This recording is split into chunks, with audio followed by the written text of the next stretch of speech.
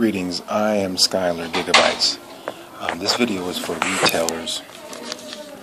I want to introduce you to my company, Gigabyte Life, and I wanted to get you happily involved with what I'm working on. I'm working on a way to help you accelerate your business and the engagement that you're able to create for the consumer in such a way that you can create additional mentions in the news and media, and you can make yourself part of the new fabric of where I see things going. So again, the name of my company is Gigabyte Life. I offer a service that I've created and developed. I call it brand casting, and we function like a production studio. So can we all agree that as things are changing, both online, right, and as there's lots of disruption, it is changing the way that the consumer relates with the retail venue? I think we can agree to that. So I want this to be a very brief video, not a lengthy sales introduction. If you are interested and you think it's important to, if you want to boost your sales, if you want to develop themes and merchandising concepts that can help you increase, your foot traffic, your publicity, resulting in more mentions in the blogosphere, more interest from everybody who is currently modifying their business approaches.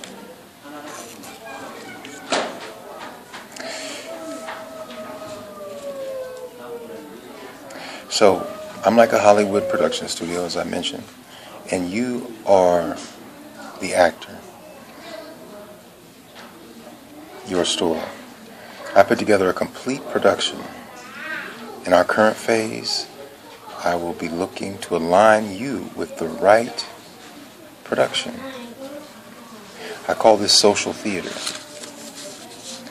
Social theater, copyright and trademarked. Disruption, can we agree? Disruption means that things are rearranging. The value is reconfiguring, and people are trying to, reconfigure what I call the value stack. So for example, an early example of value stacking amidst a trend of change was AMPM joining forces with Church's Chicken, or in some cases KFC. They took that concept. Now, just so you know, I have a background in real estate. I'm a licensed broker, and we have to study about 8 different topics: ethics, agency, law, appraisal, practice. Maybe those 5, maybe some others. They've added some others recently because when I did my renewing education, because everything is changing, they wanted us to learn about literally how cities are developed, and it was really good because I took economics in college, but this was, I don't know, for some reason I just felt like this was better. Economics and courses, they can just drag things out sometimes. This was much more concise, helped us see what was most important about, a city and how it comes together. So we had concepts such as economies of agglomeration, economies of scale, economies of scope, and the relationship between these 3 different things. And it was, literally, a renewal program is supposed to be about I want to say 15 hours or more, maybe 30. But each one of these modules that they just added, they added 2 additional modules. Each one was 15 hours in and of itself. So it took a lot longer to renew the license. In any case, my point that I wanted to make to you was that when we studied the appraisal, we learned the concept of highest and best use. Okay. So the KFC and the AM/PM concept was a concept based on highest and best use. It was, here we have this real estate, right? And we have a certain demographic, dynamic around us here. This is where we are. This is what it all looks like. And so the highest and best use, especially if you're one of these multinational companies that might have bought out the KFC and the AM/PM, if you owned AM/PM and you said, let's buy the KFC franchise, the reason you bought it was because it made a lot of sense from a highest and best use, because here you are, you have a KFC over here down the street, and you're paying $8,000 a month in rent. And you have an AM/PM, and you're paying $8,000 a month in rent, right? Your sales have declined on the AM/PM because people's values have changed. What they're into has changed, and so your lot at AM/PM, maybe you have all this extra real estate that you're not actually utilizing. We see this with the malls a lot, right? They had all this extra parking space, and so now they started turning that parking space and putting restaurants out there. That's highest and best use. And so AM/PM says, well, let's bring KFC over here because it makes more sense. We're going to lower our costs, our overhead per square footage, the rental, right? And we're going to increase profit. You see that? Highest and best use. So then now, as a person who has studied, I'm a very creative person, first and foremost. So I'm on the cusp of creating a new something significant for retailers. And so when I get an inkling about something that could work, I know this because I study so many different things, and I've done so many different things that, I've owned my own jewelry business. We owned our jewelry business. We had 2 locations. We had them for about 2 years. We built that off of a fad, actually. It was the Italian charm bracelet, which got us started in the business, and then we expanded our inventory and whatnot.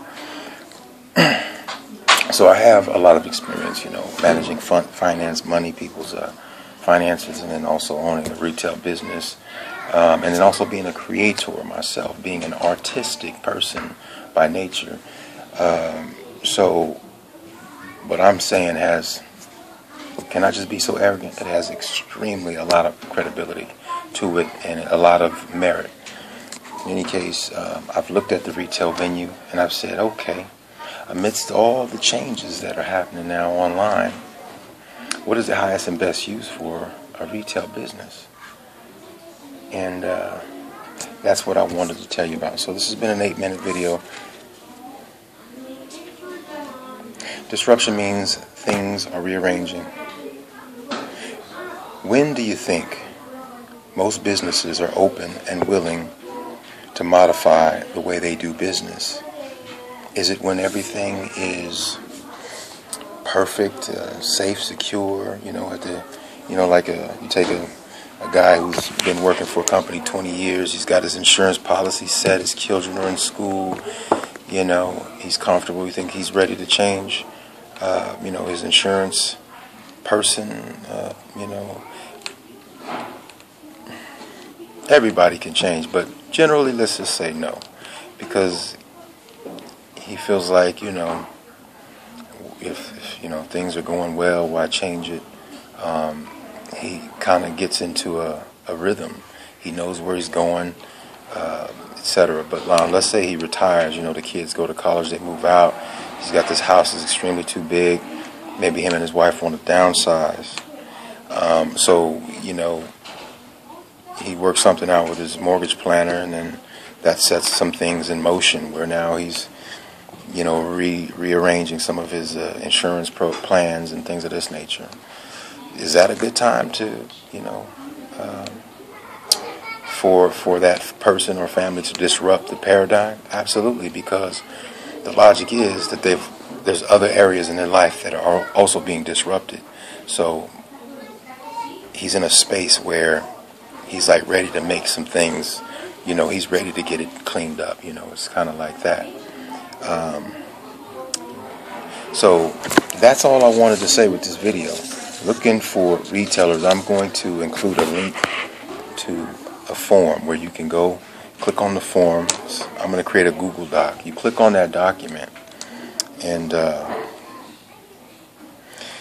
you fill it out. You know, I'm going to be looking, engaging, and we'll do some pre-qualification later, okay? But if you are the type, you know, you're going to qualify yourself with this video. Some of you, you know, are ready to make something happen. Some of you think or feel that everything is going perfectly well. So that's perfect. Everybody knows where they're at right now. But I'm going to encourage those of you who are ready to revolutionize your business to click on the form, fill out some information so that I have it, a basic questionnaire. If there's anything specific about your business, your desires, where you'd like to take things, where you are now, what you think is holding you back from getting where you want to go, what you think you need to get where you want to go, etc., etc. You know, fill that in and qualify yourself. There is no specific one type of business because what I do, and I should get into what I do just a little bit. Maybe I'll even leave a link to my cover page so you can read my cover page, okay? And maybe I can actually read some of it now. Let's see. I'm a, you know, what I'm into is business design, ecosystem development, social design. Coming from a real estate background,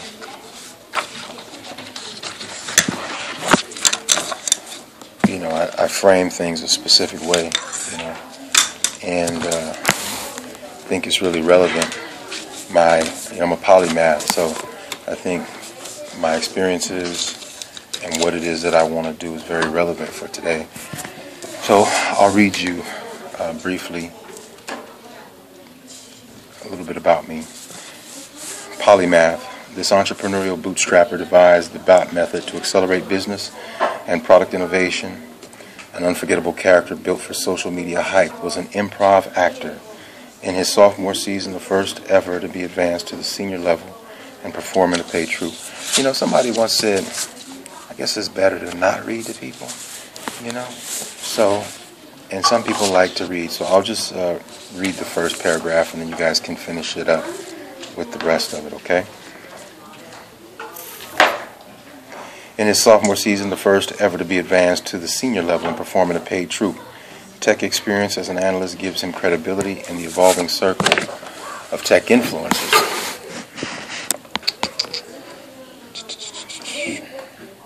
An avid student of sales, worked as a mortgage planner. An avid student of sales, worked as a mortgage planner for 6 years, acquiring a broker's license. No stranger to accolades, received the coveted Hat Trick Award for consulting for clients and consummating those 4 loans that same day. A lifelong reverence for realty as a structured investment and centerpiece of aspirational lifestyles. He's a student of the development and contracting process, construction and marketing, estimating and running a general contractor business. Often he imports to his current ventures and role these methodologies, recognizing their sound project management process and principles. Alright, so you could go and click on the link and you can read the rest of it.